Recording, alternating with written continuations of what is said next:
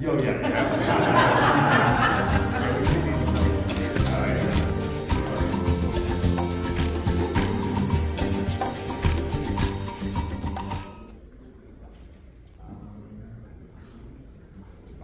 We are about to be there. Right on. So, I assume most of you are familiar with the character of Luke Skywalker. Was it? Apparently. I only know him from iJedi. Well, is that the right thing I'm supposed to know? No. Yesterday afternoon, for one reason or another that makes sense to Michael Kogge, he asked me to moderate this thing, and my immediate reaction was, no, absolutely not. I'm not moderating a Luke Skywalker panel. That's too big. That's too. And then last night, my wonderful fiance right there made the point that that's exactly how Luke would have reacted at the start of this story. So today is the third time I asked, I said yes, and here we are. I'm right. And even though I doubt they really need an introduction, I guess we should start with Mike, whose idea this panel was. And sure, yeah, they asked me for a panel idea, and I said, well, why not do something on Luke? And I got to write a Luke in the sequel trilogy, so we could talk a little bit about that. And these guys wrote Luke in the 1.0 or 1.5 canon. So I thought it would be an interesting discussion to see the many lives of Luke Skywalker. Works for me. I actually only wrote Luke in one book. I did one book about the original trilogy characters, and mine is actually metafiction. You know, it is in-universe constructed narrative based on the actual events, so that basically I could say, well, you know, remember that's only the official version, and other than that, yeah, I'm here. It was an intensely fun book to write. I still kind of like it. I'm Michael Stackpole.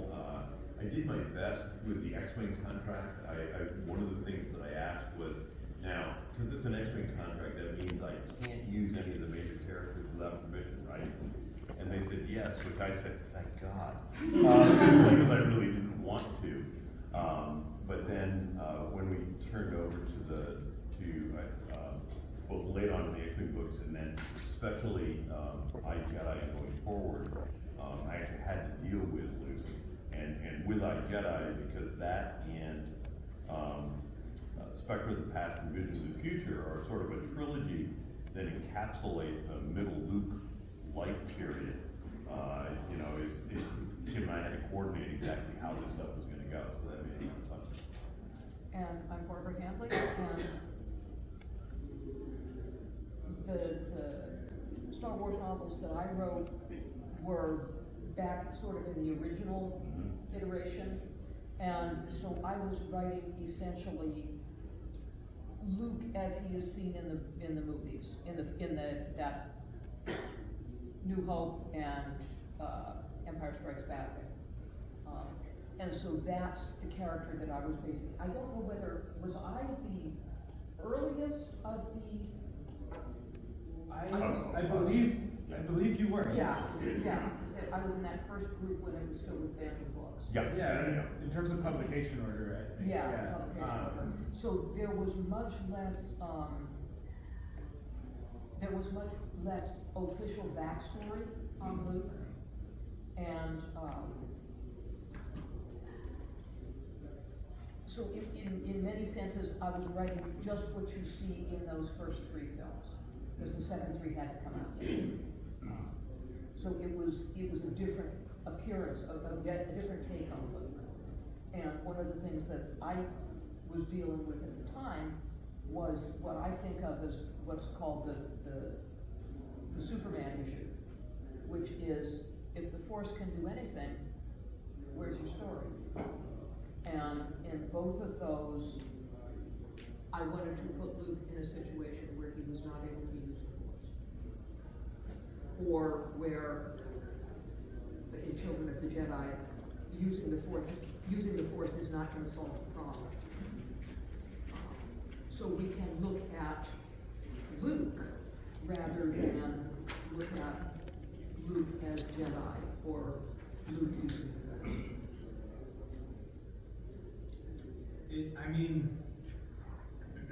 you sort of have Luke in, and this is an oversimplification in a way, but he essentially falls in love with a ghost, a specter, at a time when, you know, he's essentially chasing a ghost. He is the last Jedi out there. There is no new Jedi Order, and that, I think there's a powerful symbol in that, in who he is at that moment in his life when he could go so many ways. Yeah. Whereas, you know, you come to him when he has an established academy, you have him on a fun adventure. Why? Yeah, but I think, weren't your books post Kevin's, I think in the timeline they were Oh, post you're Kevin's. right, that's right, Yeah. they are, so there is an academy. So this was the thing that we were looking at, I talked about that middle period for Luke. And this was post Jedi Academy when you were writing, and I think, Vonda McIntyre had a book come out in that Yeah. era and stuff, and Kevin had Darksaber. And that was really the period when Luke was having to grow up and sort of figure out what was going on. Well, I know Children of the Jedi was, because Tim Zahn wrote those first three. Right.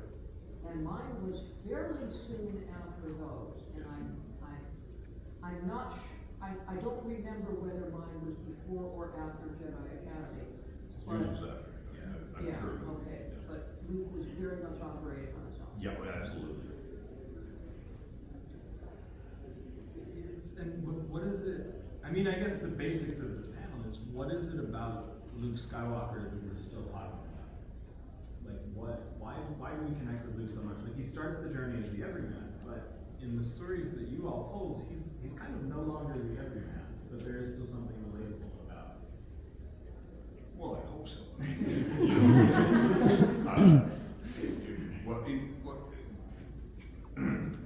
How do I put this?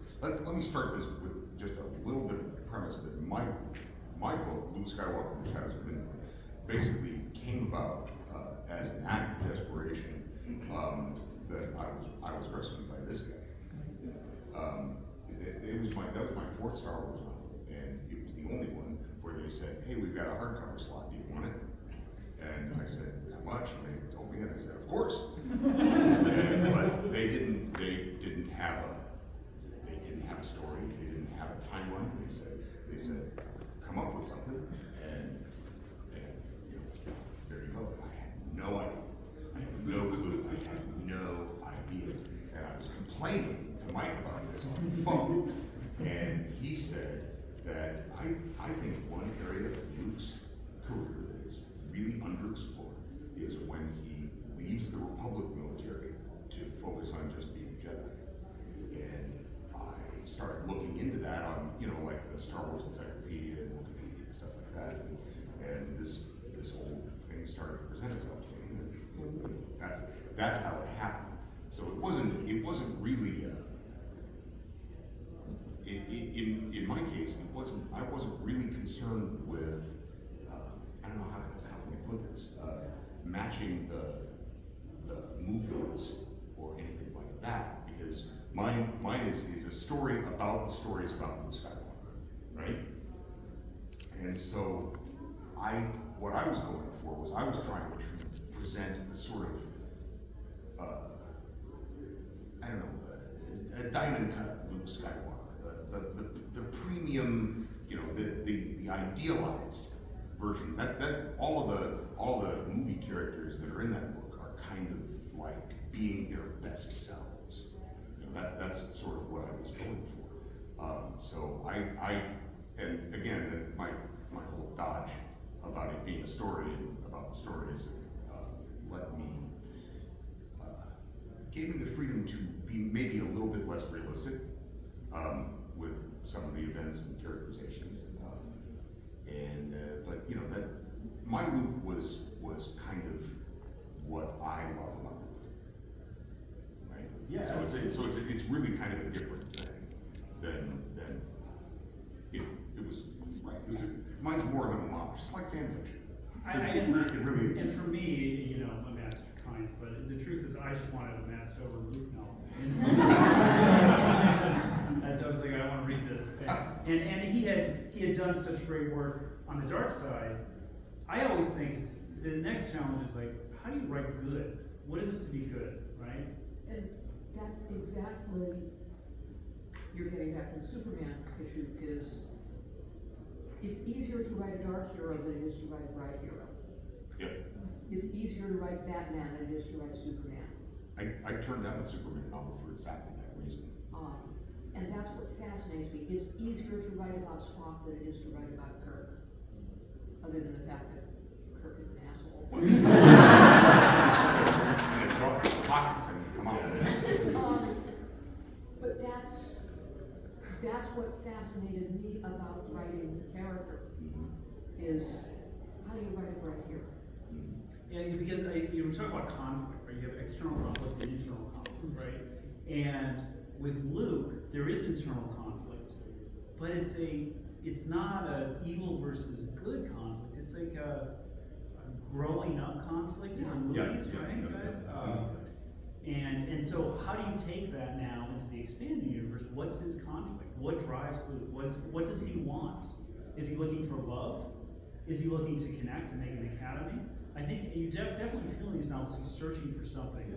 And there's also, I mean, one of the things, because with iJedi we were, and Tim's books, we were making sort of this trilogy that say buffered both ends.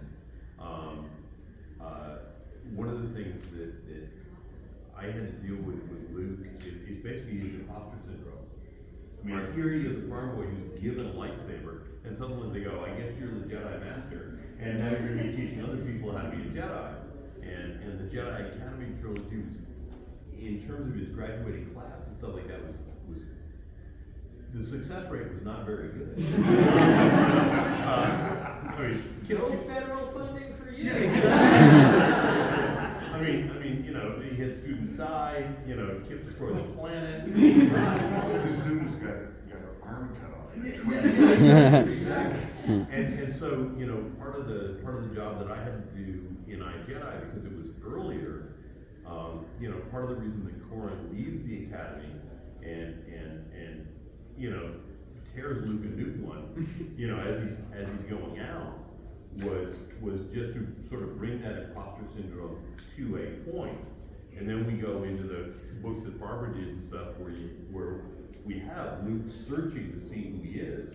And there's all those adventures there where he's trying all the different things and experiencing life, which really he never did, you know, never had an opportunity to. And then we get up to Tim's books where he has learned these lessons and finally, you know, makes these conclusions that kind of says, okay, I guess this is who I am, you know, and here are the scars to prove that I've earned this. So it was a long process, and what I thought was cool at the time is that Lucasfilm was really good at giving each of us enough room to be able to play and to set this stuff up, and we had all these writers who were really, really good and could explore all this stuff. One of the things that I always found fascinating about that first trilogy, you know, I've mentioned at earlier panels that you notice that in that first trilogy, Princess Leia wears white, and then the point at which she starts wearing colors is when she went on that little trip on the Millennium Falcon with think about it.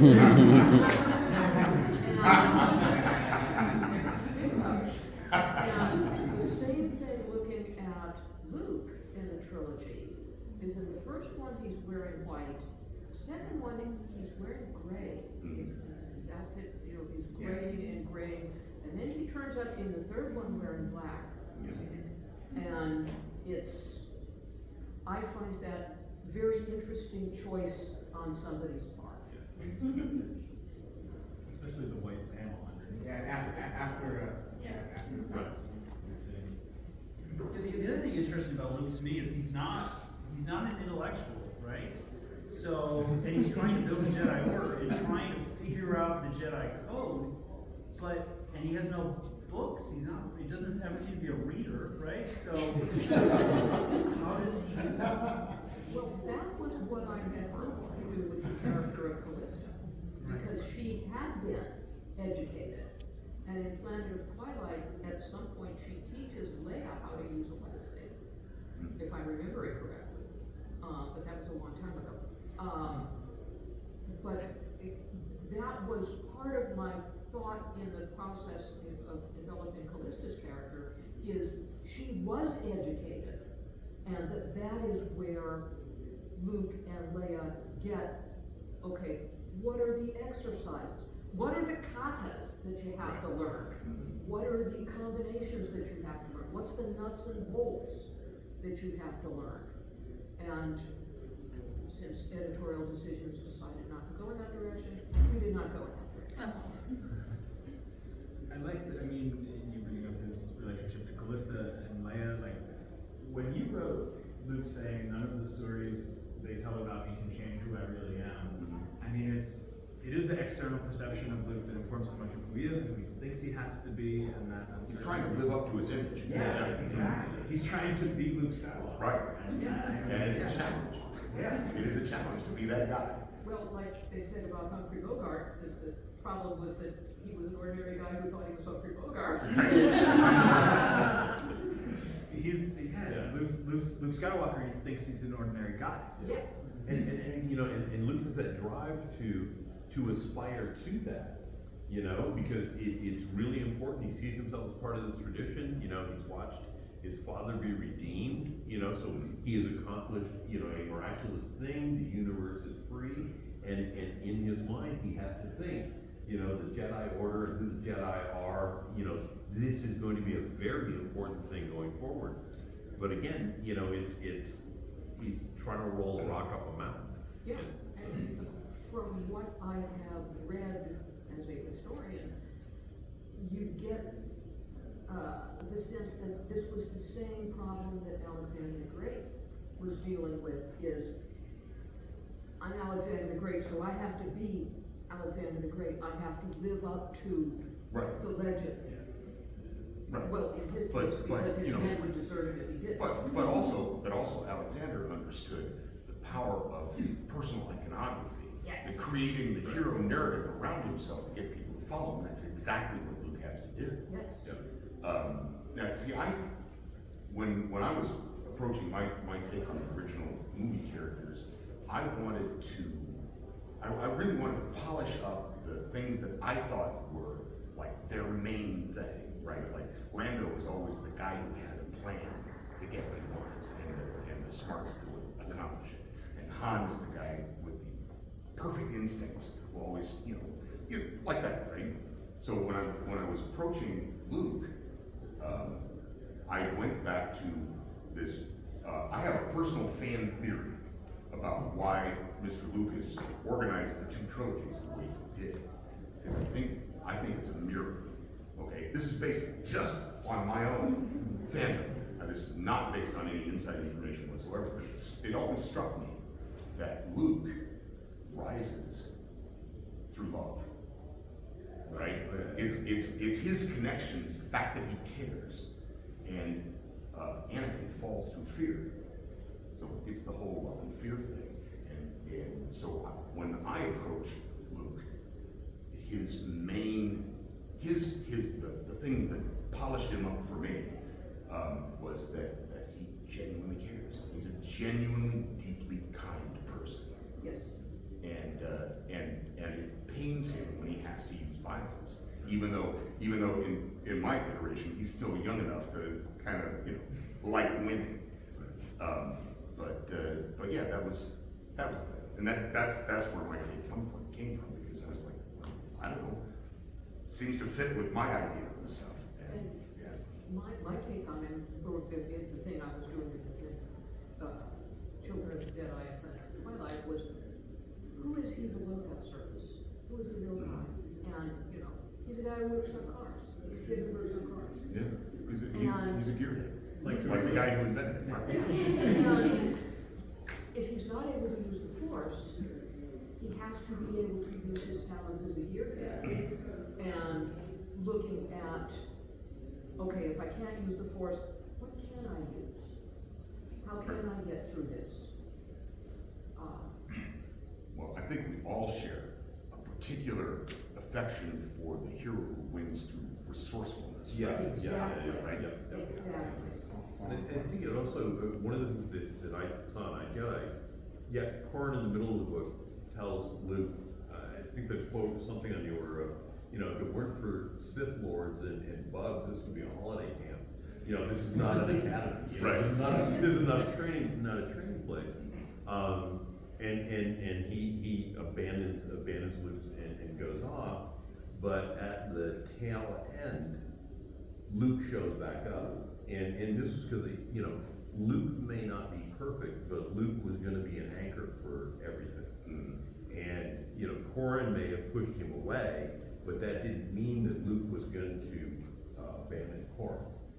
So that you've got this Well, character that's that being kind of spite is just alienating. Oh, yeah, Exactly. yep. Yeah, one other thing I like about these books is, if you look at it chronologically, okay, even though these books were written out of sequence, you see Luke as he graduates, becomes a Jedi, according to Yoda, right? And then he's on this wandering period. He gets frustrated. He's still like in his early 20s, so he hasn't experienced life. He goes to the dark side in Dark Empire. He's a little bit dark in your book sometimes, right? And so there's a dark period of Luke. He's frustrated, and then he leaves that frustration, and then he's looking for love. Like he realizes he needs a connection with something else in Barbara's book. So That's fair. Yeah, I mean, I noticed recently in the original trilogy, Luke talks about love and the people around him more than he ever talks about being a Jedi or the rebellion. And did that, I mean, have you observed that? Did that inform any of your Lukes? That was when I was ask writing, and answer. when I was writing the sequel trilogy, Luke, and I was informed by these, because you can't ever take what you read out, you know, if you forget it. But I was informed by these books, and it was a different portrait of Luke, but it was still the same guy. But what made Luke stay on Octo? What really? And I went back to the original trilogy, and for me it was Ben Kenobi, right? And I think you mentioned the lie that Ben Kenobi is a kind man, but he's a liar, right? And it's that hard lie of not telling Luke the truth from the beginning that Luke is still dealing with on Octo. And that's one of the things that helped me construct his version, because I don't know in the sequels what happened to Luke to put him there, but all I know is the original trilogy, and I went back to that as my touchstone. You know, I thought that was something I found fascinating about the sequel films. You know, we see Luke as embittered. You know, we see this trace of fear. You know, all those things about him because he has failed. And while there were a lot of people who absolutely hated that aspect of it, you know, from having written the character and stuff, it's like, yeah, you can see that there would be an incident that would send him down that path. But there was the core strength of that character that would allow him to be redeemed. And I thought that was, it may not have been intended, and it may just be me reading stuff in, but that was a really nice, nuanced read on the character. You know, and really allowing him to, in the sequel trilogy, allowing him to make another developmental cycle. You know, so we had done developmental cycles in the books, and here it was, this cycle that would work for him as a character. Well, one of the advantages you have when you're writing a character who has a mystic connection to the universe is there's always more to learn about the universe, so there's always more for the character to learn about themselves. Yeah. Right?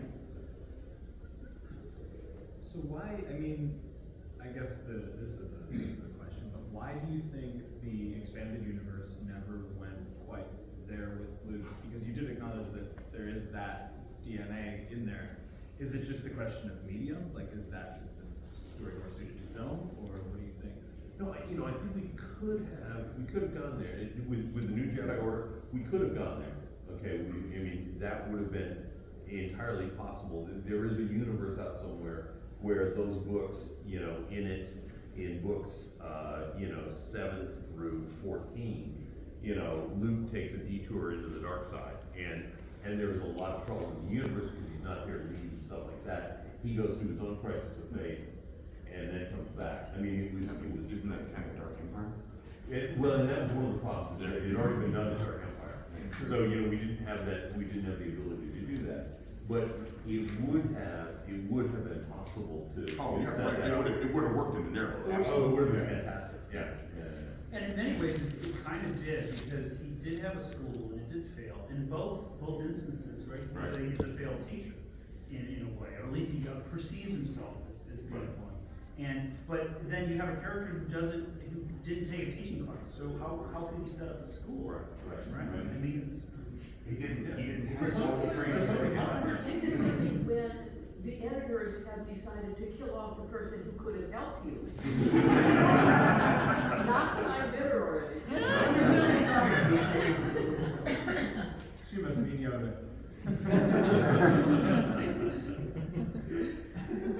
I mean, well then, where would you, do you want to speak on where you would have taken? Well, I probably would have had Callista be the link with the older Jedi Order,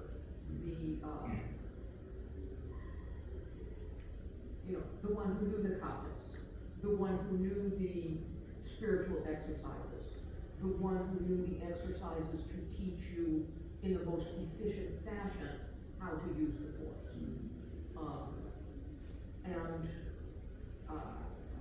That is how I conceived of the character. And I was very disappointed that I was not able to do that. But On the other hand, one could plausibly say that she got reincarnated as Vergere. The character, Jim Lucino's character for the New Jedi Order, is there specifically to be an old Republic Jedi. yeah, Who can talk to Luke about the way they used to do things. Yeah. Yeah. But that would have been my take on it. That would have made for an interesting contrast between her and Mara Jade, and their influences on Luke. I mean, that would have been a lot of fun. Yeah. Well, and that's one of the things that happens when you're writing someone else's universe, is Right. you're doing that, this is work for hire, and you get the word from on high, and you do it. Yeah, well, the way I like to explain it to people is that it's like playing with your friends' Legos. Yeah. Yes. Right? You can make something really, really cool out of them, but you have to give them back in the same condition that you got them. Right? Yeah, I'll add to that, yeah. Okay. Yeah, and in the Star Wars books, the character changes. In many ways, it's like a television show, or even like a sitcom in a way, where the characters have to be almost at the same point at the beginning that they are at the end. And it's only a gradual, incremental change because these books go on forever, so. Well, and that's especially true of the main characters, the ones, without these characters, it would not be a Star Wars book. Right. And they anchored the franchise. Yeah, absolutely. I mean, when you're dealing with the secondary characters, like in the X-Wing books, or some of the characters we were bringing in, those characters could grow and change a lot faster. But they weren't gonna have as much impact on the overall saga. But, and then that also, it brings us back into, we need to have the big three in Atlanta and the rest. We need to have them fulfill our ideas of right? We need to have them live up to who we want them to be, and that's why they don't change that much, I think. Well, and the other thing is, and again, to use the analogy of the sitcoms and TV shows, if I'm watching a TV show and it's like I go to that world, and if the writers of the show change that world too much, why am I going there anymore? And that's when I bail on shows. So, in a way, the changes that the characters go through, they have to have a consistency. Right. I want to read about Luke.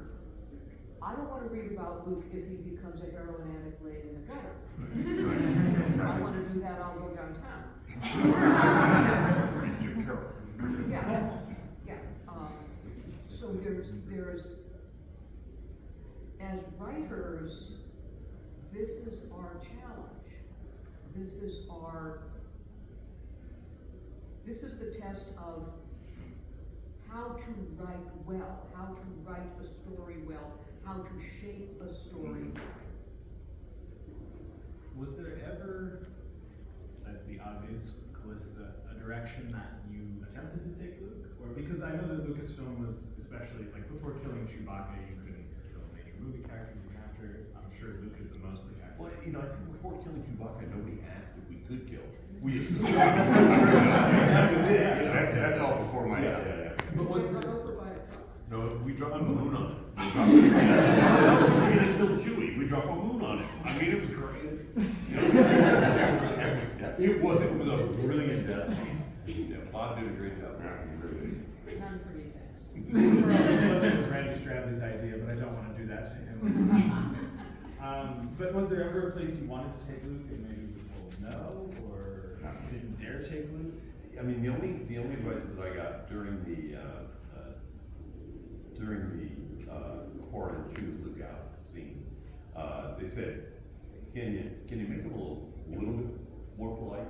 So there were a couple of Master Lukes said in there, or, you know, look, I respect you, but. And so if you ever read through that scene again and you remove everything that Corin says that is respectful, that was the original. But that was, and Lucasfilm and Stuart Stunning was absolutely correct, because readers would have stopped reading the book right there, you know, because You can't talk to Luke like that. well, you can't talk to Luke like that, and for a lot of Star Wars readers, I Jedi was one of the mainline books. It was not an X-Wing book, and a lot of the mainline readers had not read the X-Wing books. Right. So here's this brand new character who shows up as a high-powered Jedi, and he's everybody's friend, and who the hell is this? You know, and he gets to ream Luke out? No. You know, so. And again, that was also why Luke had to come back in the end to redeem that and patch that over so I wouldn't get lynched. Yeah, that's interesting that even that that's them being protected with the way that other people relate to Luke. Right. Oh, yeah. Managing the image. That brings up the whole, again, it's an issue of, you know, playing in somebody else's sandbox. Among the many media tie-ins that I have done, I did 2 novels for Beauty and the Beast. Anybody remember? The TV show? Pardon? The TV show? Yeah, I used to love it. Yeah. It's George R. R. And Yeah, it was his show. That's awesome. I got, of course, many fans were doing Beauty and the Beast fan fiction. And I got such pissed off letters from fans saying, I could tell exactly where I had stepped on their private visions. Oh, And how dare you dare? And I'm just sorry. But this is an interactive, these are interactive stories, and even though we are interacting with the canon, even though it changes, that a lot of people out there, when you say something and they go, well, that's not how it should go. Luke wouldn't do that. Right. And Star that's, Wars fans?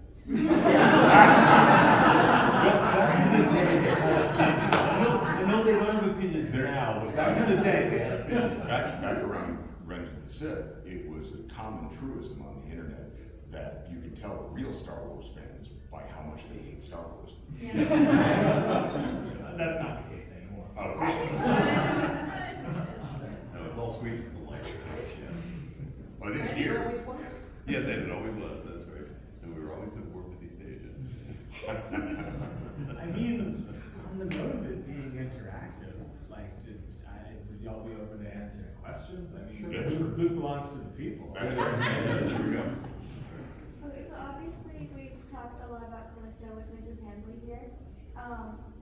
But while we're talking about Luke and his path, I wanted to hear more about your guys' thoughts on Mara and how she complements Luke and her role in his life and why that, I mean, like, obviously that was a fan favorite decision, but how that decision to make that ending, how that fit. Well, I can lead off by saying that I have nothing to do with Mara Jade. I've never written her. Me neither. The only appearance she makes in my era is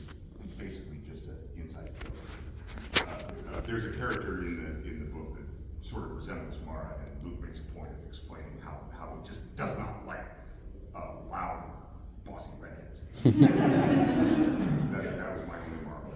I mean, I got to write Mara on a couple of different occasions, and she is the one who's had the training. She is more knowledgeable, but from a side that is not the side that Luke would come from. So, you know, this is someone who is kind of his antithesis. You know, street smart, understands a lot of what's going on and everything like that, and yet there is that sort of fatalistic attraction until they both, she gets softened by circumstances, he grows up, and you know, they're finally able to truly connect. And so that was, you know, that was the trajectory that the two of them were on, and we're going to get together. She was a lot of fun to write. Again, in I Jedi, there's the scene where she saves Corrin's life, and that was a lot of fun to do. So it's an interesting character, but it was the kind of character that you know, it's you need a whetstone to sharpen a knife, okay? And she was going to be a whetstone to help sharpen up.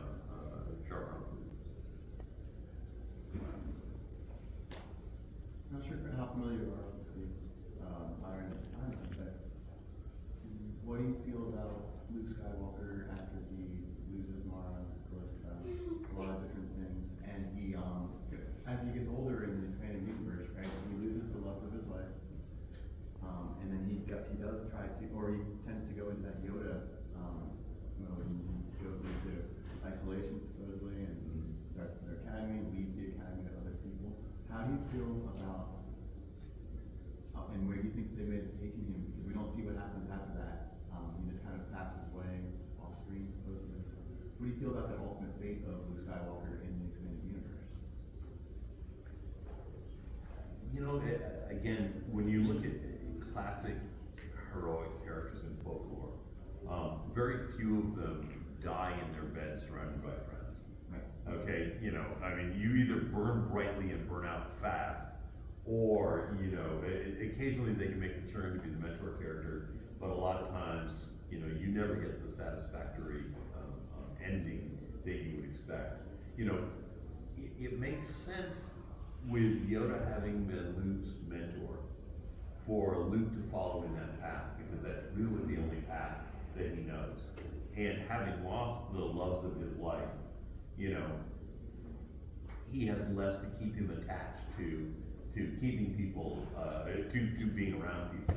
And so for him, you know, going off and becoming a hermit and you know, eventually just passing away and becoming a Force ghost, that would be, you know, I can see that being perfectly okay. I can see enemies arriving and deciding to murder him. You know, and to kick off a whole new cycle of stories. Okay?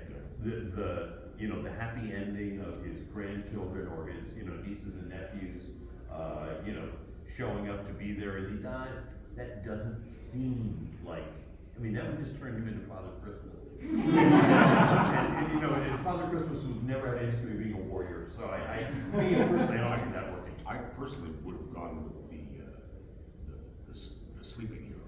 You're right. That's what I would have had him vanish in hyperspace. The legend being that he would return when the galaxy really needed him. Yeah, that's right. I was wondering, it could be movies or books, but what's everyone's favorite moment? I'll say it. I'm not actually not going to say expanded universe. I'm going to say the end of The Force Awakens, when J.J. Abrams made a great Star Wars scene where you see Luke on that hill, and the music, and Rey is going up the hill, and she sees him there, and he's like Druid Luke, right? He's in Ireland, yeah. And he's got this cloak, and he's dirty and filthy, and that image, that end for me, I've been waiting so long to see that image, and I had written that scene in the novel, and I saw it on the screen, and I was still moved by it, and because it encapsulated a lot of personal things for me, finally seeing Luke Skywalker again after 35 or 40 years or whatever it was. You know, here he is again, and it's Mark Hambly. And that was a really powerful image for me. My favorite is actually his big scene at the end of Last Jedi. Oh, did you really think I was gonna be here and we were gonna fight this out in person? Come on! I was like, oh, that's it. I really think the season ender in Mandalorian, where he shows up to pick up Kogge, it was like, holy crap! This is the Luke I've been waiting for. You know, yeah, so that's a lot of fun. I am insufficiently familiar with much of the lore to have a reference. Fair enough. So Mr. Stewart mentioned that the character of Luke is someone who relates to love a lot, and that comes in a way into conflict with the Jedi attachment rule, and that's why the new Jedi Order is There's love and there is love. Yeah. And so like my question is like, Luke wants companionship. He has like Han, Leia, later Mara, Ben, and he sort of has like this sort of need for companionship, but at the same time, he changes people. Like he changed Vader. In a way, he changed Han. Yeah, Han and Leia was a big factor, but and Mara. So my question is like, is that part of why people relate to him? Like because you feel like safe, like you can feel like he changes people for the good, so you feel like with this character being there, being the hope. Oh, yeah. You can, like, He's kind of like a safety net. Yeah. Right? Yeah. Yeah, I can see it. Well, there's also, I mean, you know, there's the Western character that is the gunslinger that the town has hired to clean up the town. Right. You know, he does what he has to get rid of the negative elements, but then he's the one that's got the lethal power, and so they've got to get rid of him too. So, you know, you do all the heroic things, and then you become the threat. You gotta move And, on. you know, yeah, and so. Where's your paycheck, here's the ticket out of town. Yeah, exactly. And so, you know, that's an aspect too there of having, you know, our heroes are great as long as we need to be led, but once we think they've gotten us there, no, adios, pal. You're just gone. Continuing on that, speaking of, you know, the influence of other people in Luke's life, how important are the people that are in Luke's life that he keeps close to him?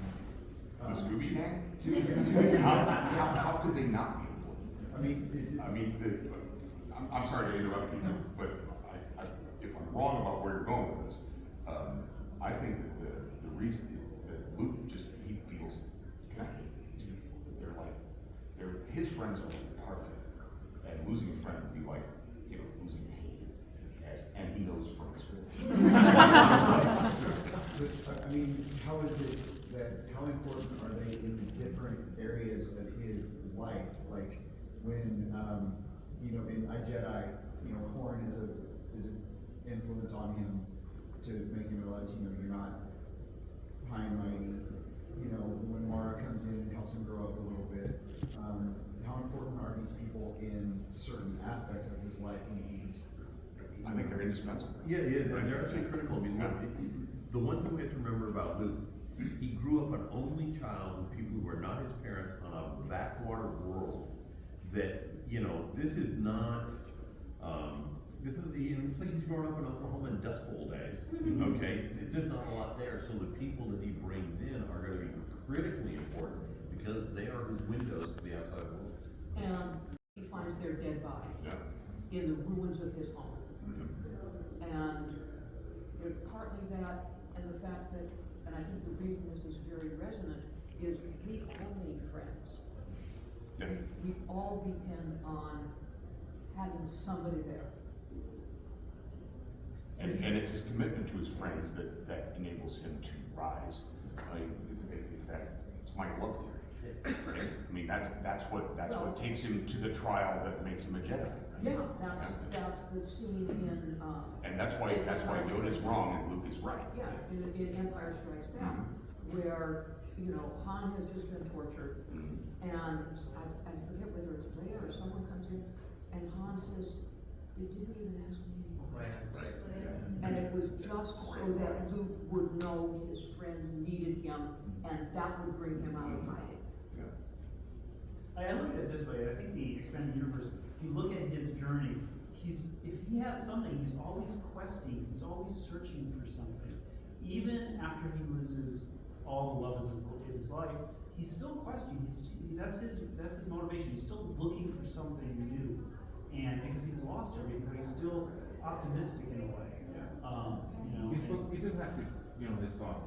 and what I liked about the sequel trilogy, Luke, and I thought about it, he did a little more force, he could have, but he didn't. The galaxy had to come to a conclusion that it needed the Jedi. And so I think Luke is in that model that he needs to say the galaxy needs to either come to me or figure it out, you know, by itself. It needs to want to change. Right, and honestly, I think part of the whole premise of the non-attachment concept is to discourage Jedi from just going out and fixing things that nobody has asked them to fix, because that's where you end up. That's the path, right? And I think the other thing is that expanding it out, just back up to Luke, the way that the Jedi Order and the survivors are giving us all different visions of what it is to use the Force and stuff like that. I think it's one, to expand that universe, but also, you know, shows why for Luke and what Luke needs, you know, that the exclusion rule works, you know, and those things, you know, for the Corellian Jedi or for the Night Sisters, they're different ground rules, Right. and that's what they need. And as the universe gets into, as the galaxy gets into trouble, you know, different teams can be deployed, because sometimes the problem, this is a Luke problem, you know, or this is a Night Sister problem, or this is, you know, this is that. So Like we the get to Justice see League. that, all that. What's that? Like the Justice League. Yeah, Justice League. Some things Batman can handle, That's some right. things you call Superman. That's right. Or Wonder Woman, because, you know, Sort of plastic man. Yeah. That's, yeah. We have hit our time, but I don't think there's anything after this. If Yeah, I anyone think we're wanna done. take a couple more questions, we can, it's up to y'all. I don't have a problem. Yeah, love it. People seem to like Luke Skywalker. That's what this whole thing is about, that's what the whole Star Wars thing is about. Yeah. Well, I do have another question. Why does Luke have so many girlfriends? Because they die.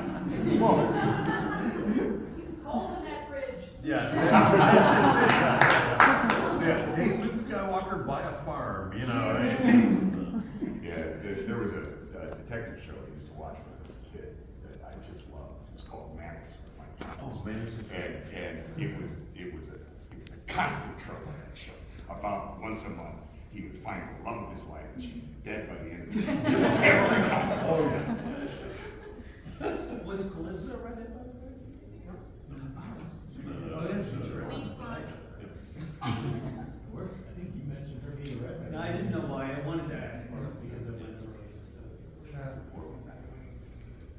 In terms of like, you know, like Jedi that he could have met, like with part of the Order, what about like, you know, like Crook, like an old Padawan he said, because we know like he ends up like in the Jedi, by the time of Legacy, or like he's in like the new Jedi Order. Do you think we could have maybe like seen like Luke interacting with him, like just talking about some stuff, and maybe showing how why he joined? So you seen Luke interacting with who? Crook, like Oh, like, Crook, okay. Yeah, Crook, yeah, because Luke. Are y'all familiar? He was president of NJO. Oh, right. I didn't. That was Randy's guy. Oh, yeah, that's definitely Randy's, No, I didn't know. Well, I mean, on the topic of him interacting with any Jedi from the Old Order, I think that's definitely Barbara's department. The question is basically how are Luke's interactions, if I understood correctly, how are Luke's actions informed by his interactions with Jedi from the Old Order? Yeah, Like, it's like a comparison. yeah. But, since I didn't write about that, I have no idea. I mean, in the sense of Callisto. Like, are his interactions with any Jedi who came before, besides Obi-Wan Kenobi? I was not given an opportunity to write them. Oh, true, yeah, that's fair. We did have that time for cheer. Yeah, but. Have you met the vote? That's mostly.